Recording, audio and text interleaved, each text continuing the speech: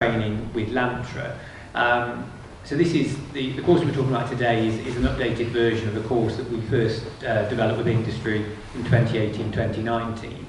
We came together with industry looking at the importance of reducing the reliance on pesticides, and work with a handful of people in the room today to work with Kirsten, Root Wave, Mike Hinton from Birmingham City Council as well was involved with the work that we did in those early days.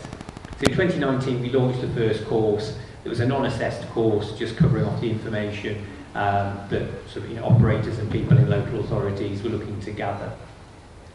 Part of our review of our general pesticide suite has looked at this area as well of integrated weed, and we've been carrying out the review to update the materials and the content of the course.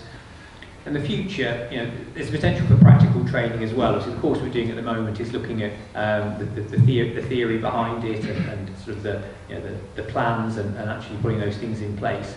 We did previously have some training that's looked at the customised provision that we offer of specific machinery training, and that's something that we can consider doing in the future as well.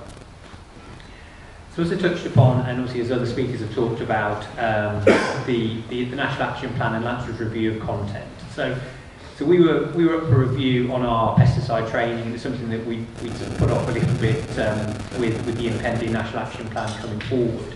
That's what we've been doing over the last 12 or 18 months, reviewing our training, reviewing our broader pesticide suite and training to make sure that the integrated weed management area is covered off.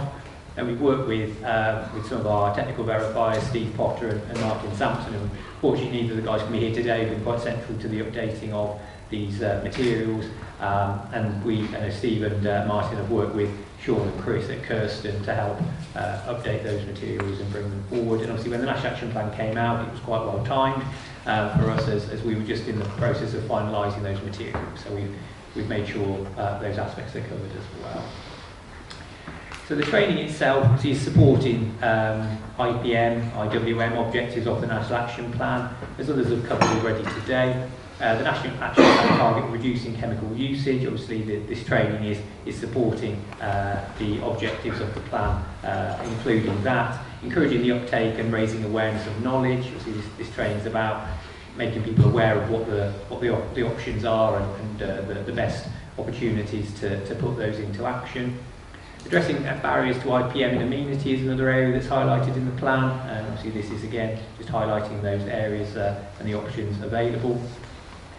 That said, still recognising the role that pesticides play, particularly in amenity, as part of a plan. And obviously this course itself is around promoting good practice through CPD.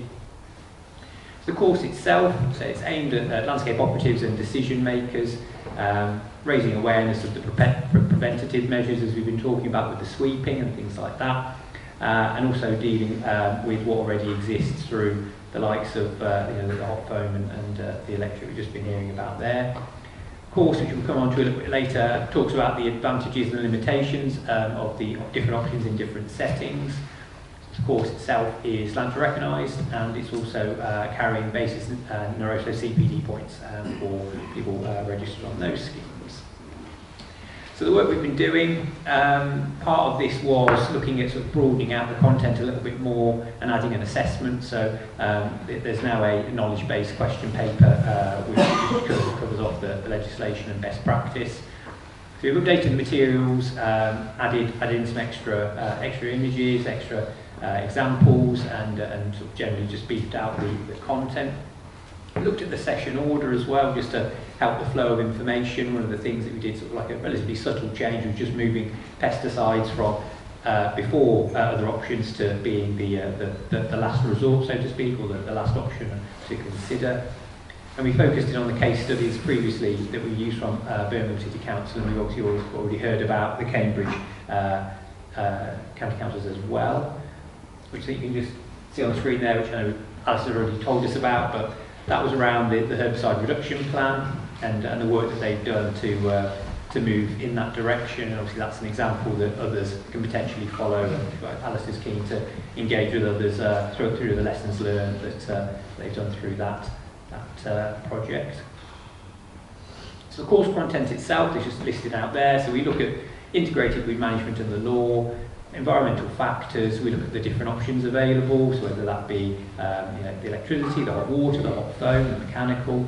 Also looking at designing weeds away. We heard a bit about that again today, thinking about ways of which you can maybe look at hard surfaces and remove the areas where detritus might be collecting, or even say removing the areas of bare soil. So looking generally at the options that are available and the best settings for each of those to be used. Also looking at the treatment records that you might need to consider when you're using those different options as well. So all the things in there, and again it's been talked about a little bit already today, looking at the evaluating different control methods and the situations where those methods are best to be used. So we've just heard about the electricity and the spot weeding, but maybe thinking it not being so useful when you're maybe working in the wet. Thinking about the hot water for hard surfaces, hard to reach areas maybe where some of the other methods may not be able to reach. But obviously that's not so good if you're looking at maybe larger scale areas or soft surfaces. Hot foam, good on the hard surfaces. Artificial surfaces, I know it's used a lot in those sort of settings, but less good maybe in narrow settings or where there's maybe a mixed surface as well. Mechanical, obviously the weed sweepers that Kirsten do, good at clearing out the detritus and over at larger areas, but not so good if you're looking at the softer surfaces or maybe smaller areas where the machines can't get into. And pesticides, obviously still there as an option to use in amenity and green spaces. Something that you might be keener to use on persistent weeds, maybe some of the invasive species, things like that. But obviously it is something that everybody's looking at to try and reduce the chemical usage and reduce the reliance on chemicals. And obviously there are the concerns that still go with the using of pesticides. But again, as an integrated control, just obviously opening up, showing all the different options that are available. And the other area, one of the other areas that we covered off was the burner and the infrared. Again, good on the hard surfaces, but obviously you need to be careful when you're using anything that might involve heat or a hot flame on the dry vegetation. Another area within the course, as an example, and we cover off a couple of these, is looking at the Thanet Weed project and the paving weeding scale. So again, just some examples of the content and the different methods and sort of lessons learned that can be shared through the training course, looking at the different levels from 1 to 6 and how the different paving areas can be categorised, and then advising on the treatment options available there as well. So, as with all of Lantra's training, what we do, we set out things that the learner will be able to complete, on completion what the learner will be able to do and what they'll be able to hold as knowledge. So we're just listing out the different areas that we're covering off within this course. I won't read them all out to you on the screen for you there, but it's just looking at what we're looking for people at the end to be able to show that they've got a level of understanding, having been assessed in doing this. There's things like understanding the environmental factors at risk when using pesticides. We're looking at that, looking at the different options and the areas, PPE requirements when using pesticides and using other options as well.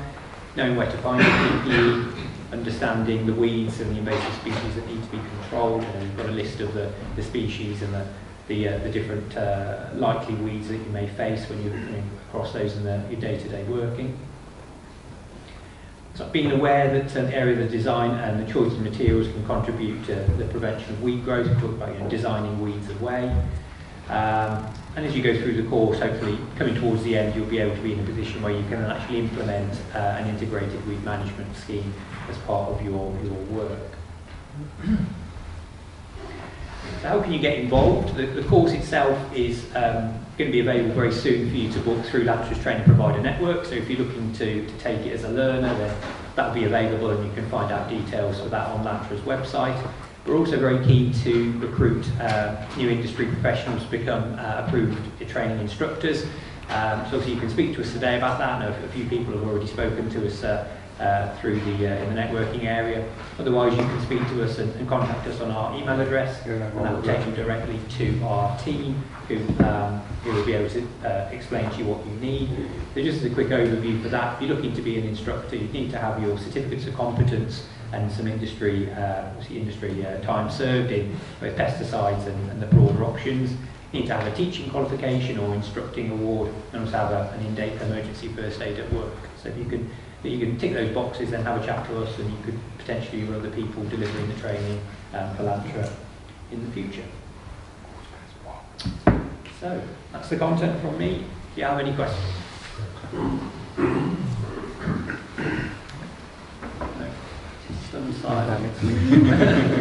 I've covered off all the information that you need on that one, and I believe, I've told you up now from your lunch.